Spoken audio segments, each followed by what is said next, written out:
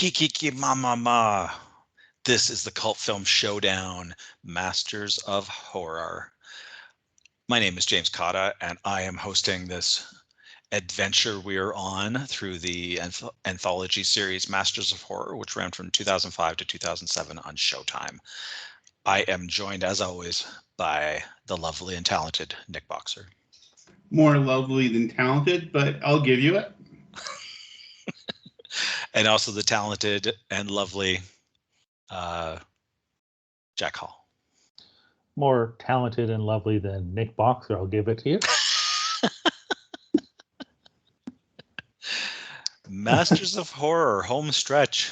We've been loving this journey we've been on, and we are 4 episodes from the end, into the last few, and it has been sometimes the great ones are how they wanted to finish off, because you want to try to get a third season, and sometimes you know it's going to end, so you just put all of those to the end and burn them off. That was really awkward. Were you looking for a word like penultimate and then realized there's no word for the fourth last episode or something? Well, you could have is it the anti-penultimate? Is that a thing? Or would that be like, is the anti-penultimate actually the episode after the end? It's the penultimate episode. It's like Christmas Eve. Yeah. 3rd December. Yeah, it's We All Scream for Ice Cream.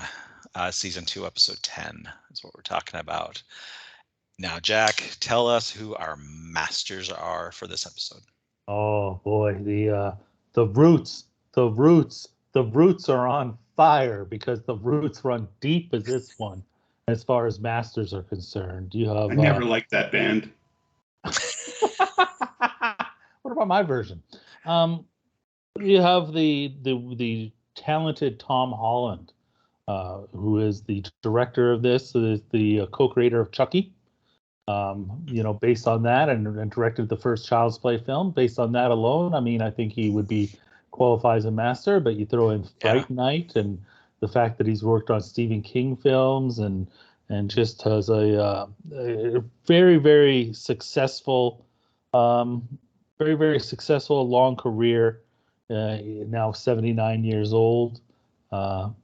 Wonderfully successful director and writer. And it comes from a short story from John Farris. We all scream for ice cream. You scream ice cream. We all scream for ice cream.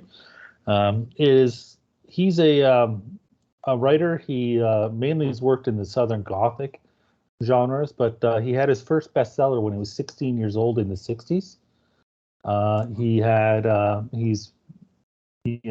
a lot of success. He's had 3 films that are being adapted from his works. The Fury by 1978's The Fury by Brian De Palma is probably his most well-known film that has been adapted from him.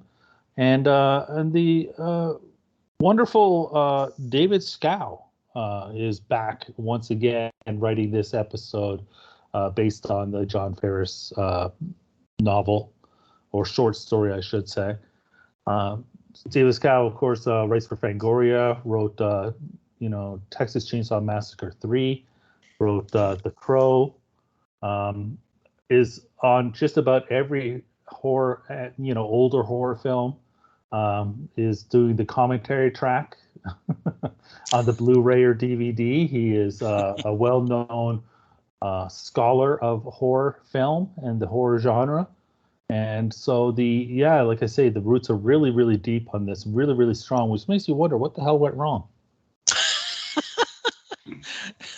Telegraphing a little bit there. All right. Well,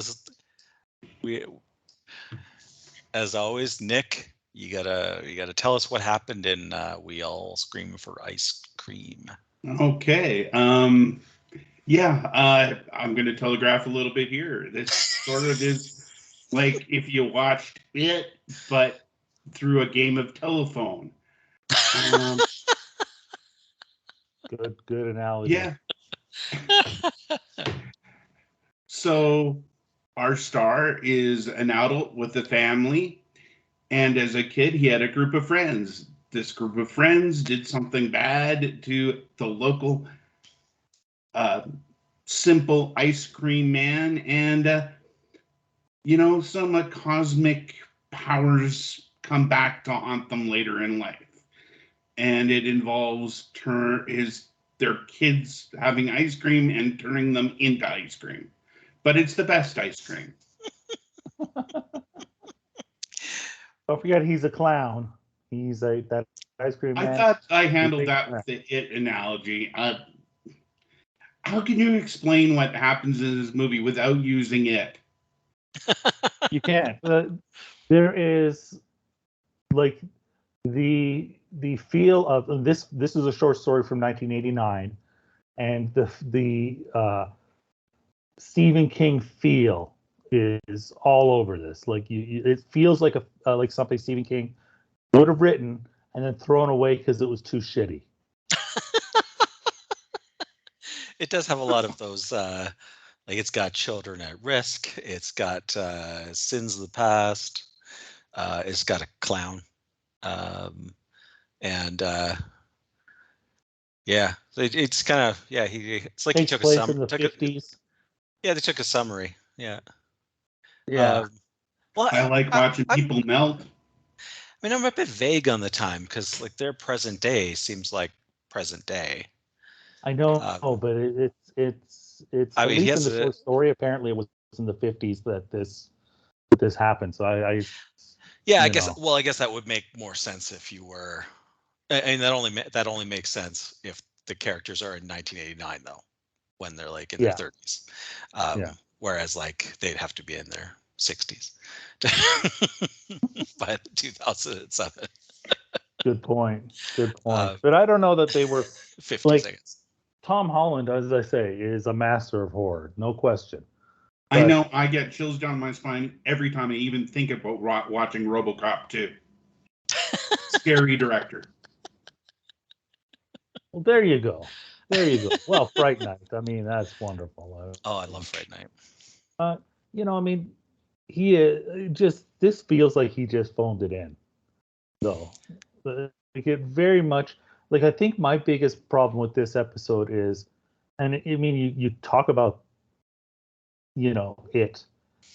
There is no originality to any part of this story. There's lots of plot holes. If you want that, you got them all over the place. Isn't there ever? But if you want originality, like it is lacking heavy. I have so many questions about this one. Oh, I know. Like when they run over, like they cause the Buster the Clown to get run over by his own ice cream truck, and there's tons of witnesses. How apparently no cops ever showed up about it. Here's a dead clown on the street. And how the kid who scrape them off, keep going. How the kid who refused to take any part of it still has to be punished. Yes. I suppose he's like an accessory because he didn't say anything, but yes. The also our hero, in quotation marks, is I mean, you're introduced to this guy. He's moved back to his town, and one of his friends has died as soon as he's back. And the wife inexplicably blames him for moving back to his small town. I guess there's no back to the small town now. That guy's dead. It's your fault. Yeah, there's no explanation why she immediately blames him because she said this should have been you, and I don't. Yeah, I don't know how that worked at all. Okay. I can explain away everything you mentioned there with it's just sort of it's a shitty horror thing and we have to let this stuff go. What I can't let go is every time our hero, again, once in quotes, enters a scene, they mention that he left town and came back. Yet, they don't mention why he left or why he came back.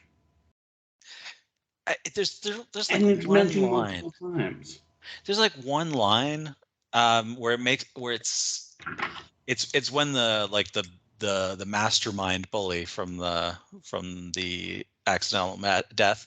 Oh, what a mastermind! He says something like you're the smart guy, or you went off to be smart. Like, it sounds like he went away to school.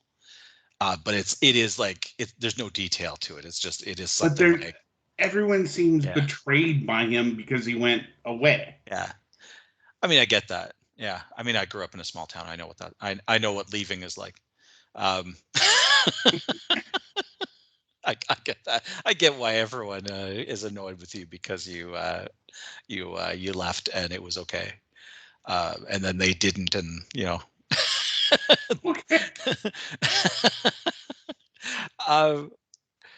I really thought that was going to come into like why this stuff starts happening. Yeah, it does, like the explanation from the beginning. It seems to be the one, which is they were all back in town at the same time. Like that's it. That's all it took. That was I mean, that leaves the question of why it didn't happen from the time they were like 10 when the event happened and the time he was 18 and left. I mean, that is a very patient ghost clown to have who have let them grow up. He's like, I'm waiting until this guy comes back. Well, what if he never comes back? Well, then they're off. Then they all go free.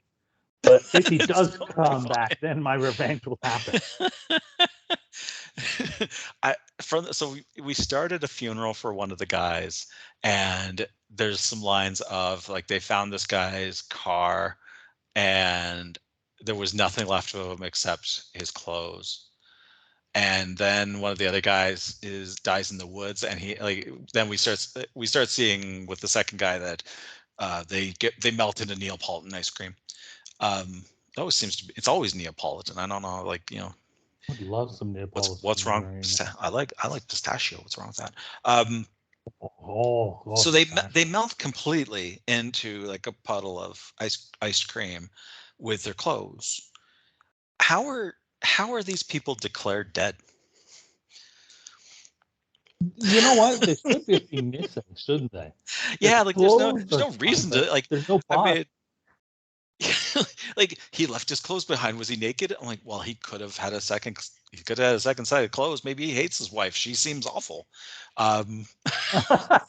So why has he been declared dead within like a week? And the other guy's the same. Like he's just, oh yeah, that guy's just dead. Like, yeah, that's pity. And speaking of awful, anybody else cheering for Buster the Clown when it was time to kill the kids? Because talk about annoying. Oh, the kids are annoying, especially the modern day kids, actually. Oh, that's the one I'm talking about, like the heroes' kids. Yeah. Oh yeah, no, they're like, how hard is it to keep control of your kids? They're sneaking out in the middle of the night, and you're going to die when they sneak out. You know, I don't know. Yeah, you're pretty much cheering for those. You're like, if they went away, really no loss in the world. Now, didn't the bad guy also have lived in a cave with a hot tub? It was like it was a shack. It was a shack at a a wrecking yard kind of thing. What was the gang called again? They were the West End Kids or something like that. The West End Bunch, after the Wild Bunch. That's right, the West End Bunch. Calling them the West End Bunch, another Stephen King type thing. Very much. The West End Bunch. So why was this one guy who's the bully of them and bullies the rest of them part of the bunch? Like that, I don't understand. Like this kid that just bullies them and beats everybody else up. I think they tell you he wants them to kill the clown. Wants them to kill the clown. The clown dies. Everybody else goes, "Oh no, no, no!" And he goes, "Cool." When the clown dies. Well, let's be fair. His master plan was not to kill the clown. No, but when it happened, he sure wasn't upset. But he was fine. That was a bonus turnout for him. Yes. And yet he's, as an adult, I wouldn't say he's integrated into society properly, but he's also not in jail. Like you think Again, that he would have committed some crime minor. at this point. Yeah, yeah, he's well, I think there's a struggle for this whole episode. I'm getting it from how we all insist on putting quotations or marks around hero, that we are introduced to this guy and his kids, and they're our lead characters, they're our protagonists, and things start unpacking, and then he tells his wife the story of, I probably should have mentioned at some point that when I was a kid, I murdered someone, and got away with it. I didn't think to bring that up. But yeah, I guess now that we're talking about it, and I moved us back to the town where I did it, I probably and he tells that story, and I'm like, you're not the good guy. You were forced into it, but honestly, the bartender guy wasn't involved at all. No. So you were goaded, you were pushed, bullied into pulling the brake on this vehicle, because the original plan was that pull the brake, distract the clown, pull the brake, it would roll down the hill, and it would be funny. When is a good time to tell your wife about clown murder? I did it before the wedding. I'll be okay. No, I mean if it was if that were me is what I'm saying there. Okay. For legal reasons. Yeah. I have noticed one less clown around town since you got married. I'm impressed that you were keeping a head count of clowns. Oh yeah. Oh yeah. I got a list just in case they come around. My wife had indeed watched part of this with. I was like, in the room watching stuff on YouTube. What's the wife's name again? Lacey under Alcata. So we get to the mastermind, who's in his hot tub, and then he starts turning into ice cream, and my wife says, "Why is he getting it so badly?" And I said, "'Cause he deserves it the most." Which I thought was just like, yeah, that's fair. But I mean, for the rest of it, it's just about our protagonist trying to stop the clown, and I'm like, I'm fine with what the clown's doing at this point, really. I mean, if you were gonna, I would have left out the bartender. He didn't, like, maybe he could have stopped it, maybe he couldn't. But I mean, the bartender. I think if the clown was more entertaining, I could switch around to it would become almost a Freddy Krueger thing where you can cheer for him killing people.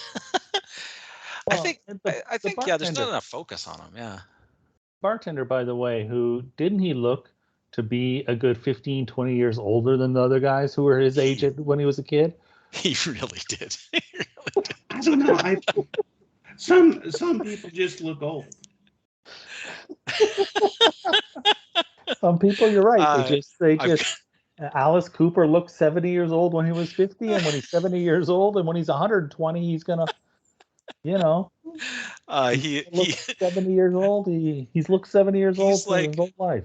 He's like a little, like, even the kid that they cast is maybe like a year or two older. Actual difference in age from him and our lead character, 21 years. Are you kidding me? You just look that up? He was born in 1944, which meant he was 60 when he did this.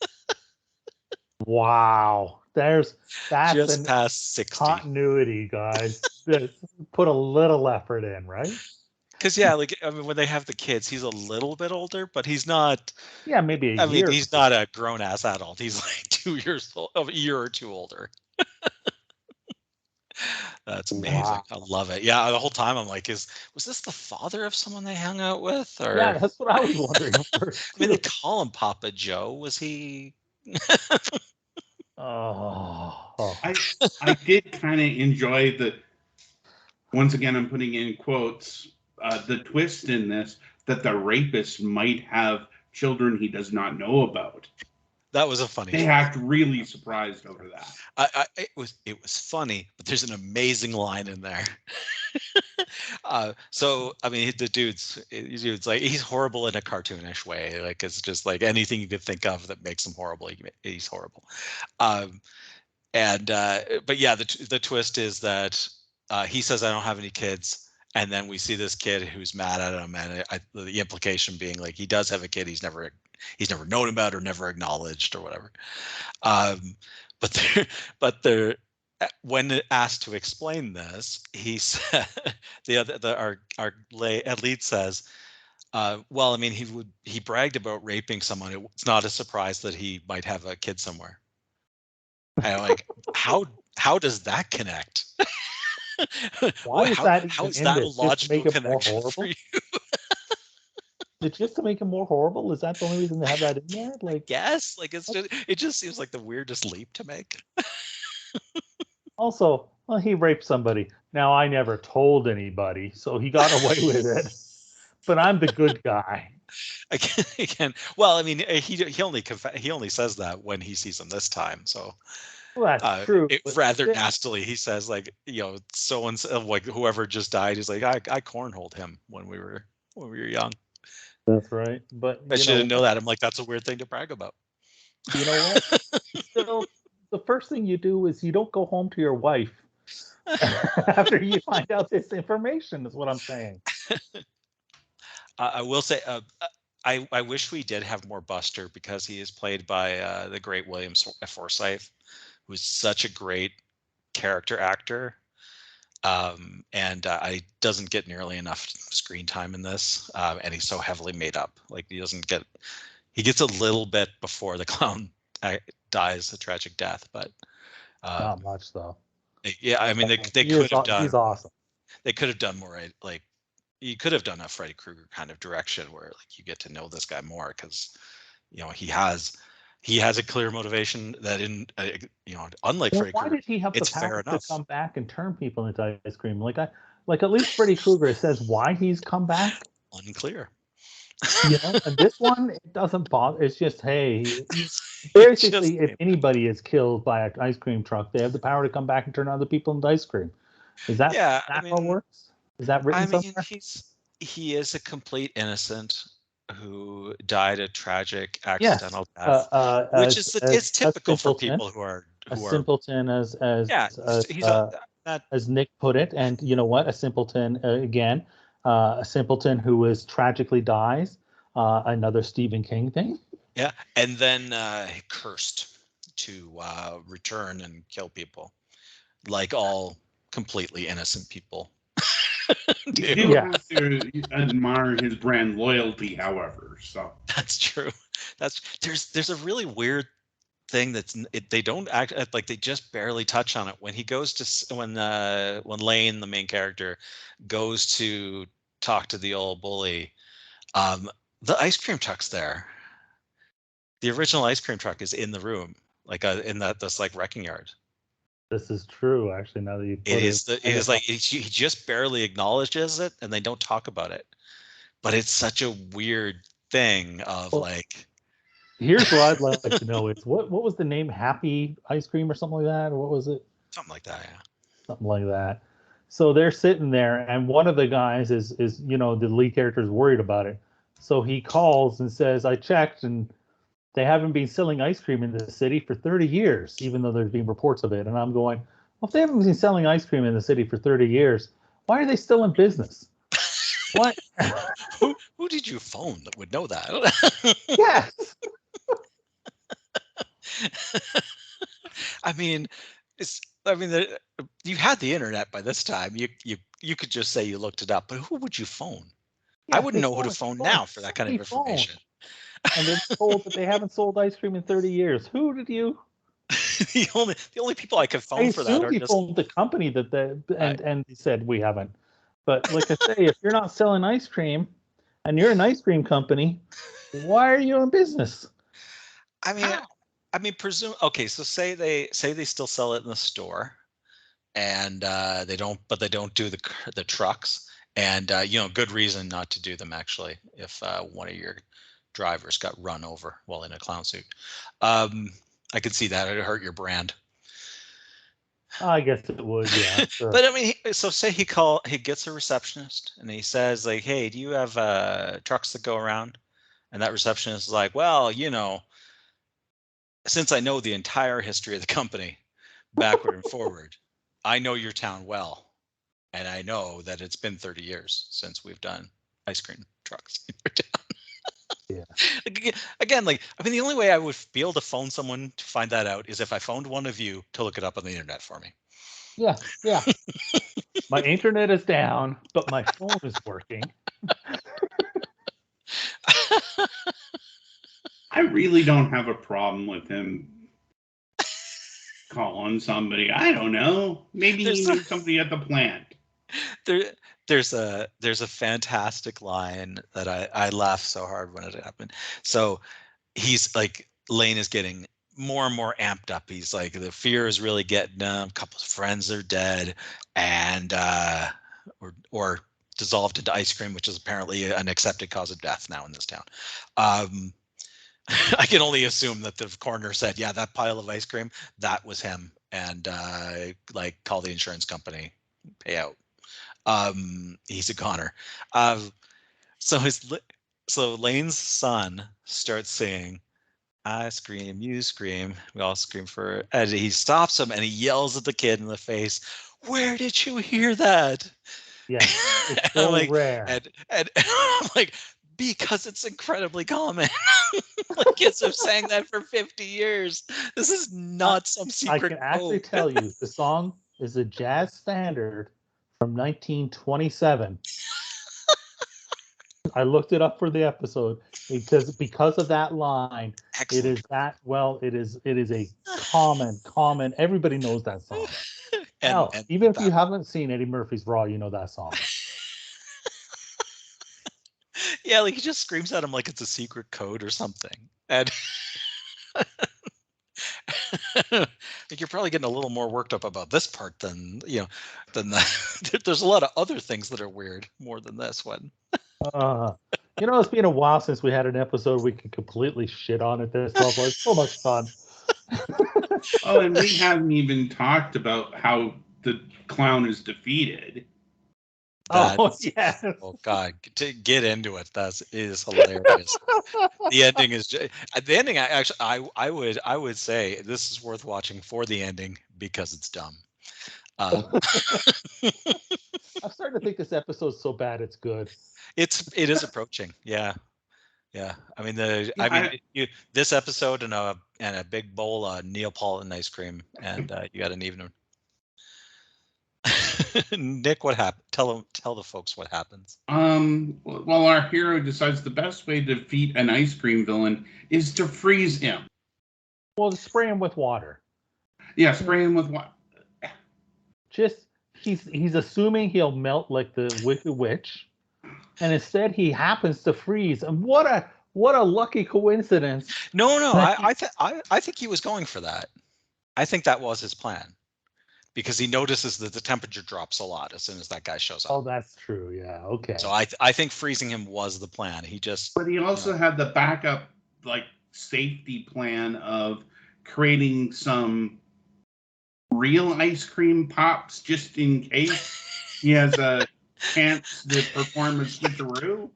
I don't know how that plan worked in any way. Well, the kid eats an ice cream that looks like the clown, and the clown goes, "Oh," and then he eats it, and he melts. The kids were supposed to be far away. That's also true. Good point. And also, that's not the clown's kid. So, like, no part of it, like, aside from like just a very basic way, it's not in any way what the clown is doing. Because the clown's whole thing is that it has to be the guy's kid that eats the ice cream to kill the parent, and it's clearly not the clown's kid that eats the ice cream. Not internally consistent. It's also it's not magic. I'm trying to wrap my head around this right now. There's no spell. There's not magic ice cream. He literally gets it out of his own fridge. It's a bit like making a voodoo doll, because it looks like the clown, which is really the only explanation I can think that makes internal logic. Yeah, anything. The only way this would make sense if the house was built on an Indian burial ground. that would help. Here's the thing that gets me. There's a clown whose like face is all messed up, who's clearly scary, really scary, and trying to hurt their dad. The kids don't give a damn. They just want that ice cream, and they're fighting each other for it. At least they're acting hypnotized, though. Well, yeah, they do. Do they? Yeah, because they all leave the house with the quarter in their hand. Oh, that's and kids right. that don't even have a parent and kids that don't even have a parent involved are doing it. Yes, that's true. Yes, that's true. Yes. Still, the kids are just into that ice cream a lot. But I mean, I for it. It's not an even fight either. One of the girls like 13, and the kid's like 6, and it's an even fight.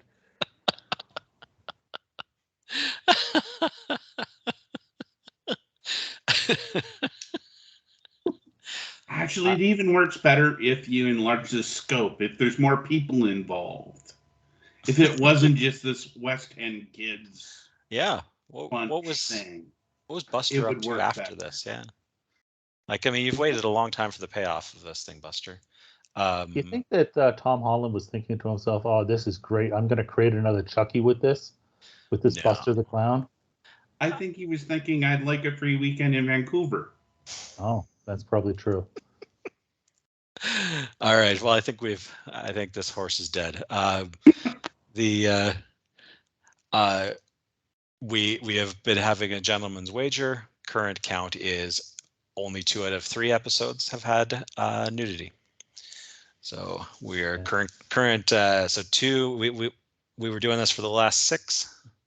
Last 6. I predicted 3. I think Nick had predicted 3, and you had predicted 4. Yeah, Nick had said 3. Originally he said between the 2, which was 3.5. So I'm willing to give it. If it's 3, then I believe you 2 tie. But I'm willing to give Nick solo win if there's only 1 boob shown. If there's a half boob shown, yeah. I'll take it. That's fair. That's a legit win. Hey, even if there's side boob, I think I can take it. Yeah. You know what? I'll give you side boob. This time was so there was no chance. Like, you barely got over boob, let alone side boob or under boob. I mean, it looked the odds look considering the amount of kids strong. in this, I'm kind of glad. After those first 2 episodes, I thought you're getting to your 4 easily, and then because I thought to myself, Tom Holland, he's in, he's good, he's gold, but no, didn't happen. A little bit of a twist ending here. All right. Any Canada spotting? No Canada spotting this one. I didn't really look. I mean, if I really worked at it, I probably could have, but I just didn't feel like it. All right. Next up for us in the Masters of Horror, next time will be season 2, episode 11, Edgar Allan Poe's The Black Cat. We are the Cult Film Showdown. We got a Patreon where you can support Masters of Horror and whatever we decide to do next. We're deciding on what our next anthology might be. Fear Itself, Masters of Science Fiction, American Gothic. What are we going to do? Yeah, quite a few options. There was another one I came across, but it was all movie length, so it seemed like that might be a bit much for us. We've been liking the 50 to 60 minutes. Cult Film Showdown. Look out for the last episode of this season, which is 86. Oh, that's right. It's feature length. The longest episode of the series, and the second longest was the finale of first season. The Japanese just can't wrap it in 50 minutes, apparently. the land of Kurosawa and the 4-hour samurai film. Cult Film Showdown is on Instagram. And we are sponsored by WeTalkPodcast.com, the home of the Octagon. Go there and find out about all the movies we've watched in the past. There's over 150 films that we reviewed, talked about, and ranked, and then all of Masters of Horror so far. You can find them on YouTube. You can find us on YouTube, and you can find our podcast on your favorite or least favorite podcast app. Like, subscribe, and comment. Tell us what you're thinking. I suggest you use your least favorite podcast app. Personally, yeah. I mean, give yourself a little challenge. Why would you use your easiest and favorite podcast app when you can go with your least favorite podcast app and use that podcast? See if there was one on Zune that Wonderful. All right, we'll talk to you next time.